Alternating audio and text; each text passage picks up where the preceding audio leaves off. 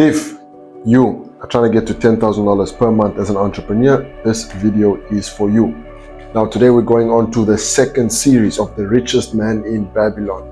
Now, before I even continue, who are we and what do we do? We're here to help you as an entrepreneur go from $0 to $10,000 per month. And we do that by teaching you sales and also giving you a platform where you can sell. Now, back to the focus of today, the richest man in Babylon, Arcad. Now, if you watch the previous video, you're gonna get a grasp of what we're doing over here. And the reason why we're breaking his valuable lessons, concepts, principles down is because they had such a profound effect on me. And I know if you are trying to get to $10,000 per month, they can have a profound effect on you. Now, they may sound simple, but the wisdom and depth and the basics are in simplicity.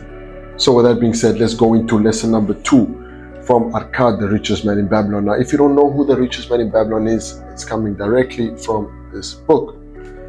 I would highly consider you to get this book, and I would invite you to join me on this book. The second lesson is controlling thy expenditure. Now, hold up. You have heard it before. Arcad mentioned that when you apply the principle number 1, which is saving 10%. So every time you put 10 eggs into your basket, next time when you take any eggs out, you only take out 9, but you leave 1. Next day, you put another 10 in, you only take out 9, so you have 2. Next day, you put another 10 in, you only take out 9, so now you have 3 in your bag. And that's how you accumulate wealth, according to him. That was what he was sharing. On to the second lesson, when he spoke about controlling the expenditure, especially getting to $10,000 per month, one of the biggest tests that you'll go through or be tested on is your ability to manage the money where you're at. Because if we cannot manage $10, how can we expect to manage 10,000, 100,000, and a million? Now, I can sit here and share this with you as if I've mastered this principle, and the truth is I have not. Especially this specific one, controlling the expenditure. However, this is something I've gotten a lot better at. I used to be a reckless spender, but I've gotten a lot better at it. And the moment I started to get a lot better at that, many things in terms of the results started to change as well. Why? Because when we respect money, money respects us. When we take care of money, money takes care of us. The only thing that you have to focus on after you do those 2 lessons is making sure that you have the right vehicle that you are spending your energy and your effort into. And that's why sales is such a good thing, because you're killing so many things at the same time.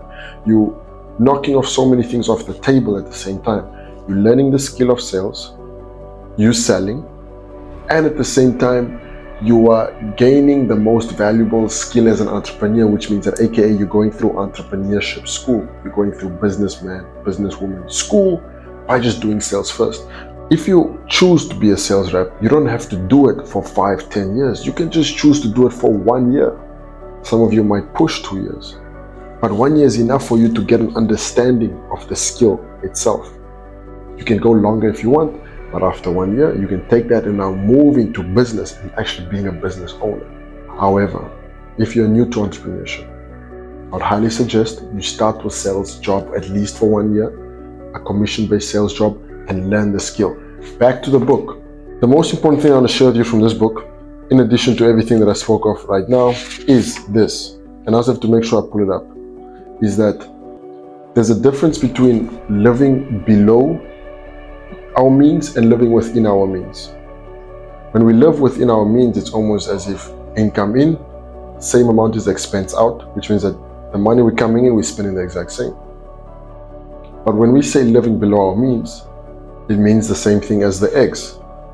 If we make 10 eggs and we get 10 eggs, we take out 9, but we leave 1. That's on a very modest, very minimal portion. You might want to leave 5 eggs. So if you get 10 eggs in, you might take out 5 and then leave 5 eggs in the basket. The point being is that controlling the expenditure goes into living below our means, not within our means. It's always live below our means so that you can create the spread That spread, in addition to savings, and the reason why I'm having a lot of emphasis on this to you right now, as you are focused on getting to $10,000 per month, is that this one hit me the hardest. Need to focus on this specific one the most, because as we have heard before, you have probably heard, is that you don't get wealthy. What you make doesn't make you wealthy, but it's what you keep that makes you wealthy, or something along those lines. The point is that it's what you keep.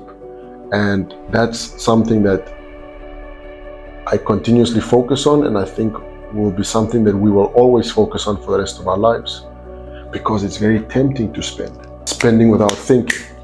So with that being said, I leave that with you today.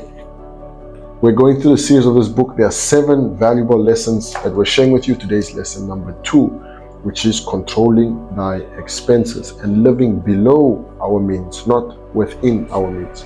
I hope this came of value to you. If you're someone that doesn't like to read, this is just breaking down this book so that you don't have to read it. But I will encourage you to get that book and read it yourself, because the way this author portrays the lessons is in a very entertaining way that excites you and that wants you, and that plants the seeds in you of excitement to want to follow these principles. Would have improved in this video? Comment that below. And with that being said, subscribe to the channel. I'll see you next time.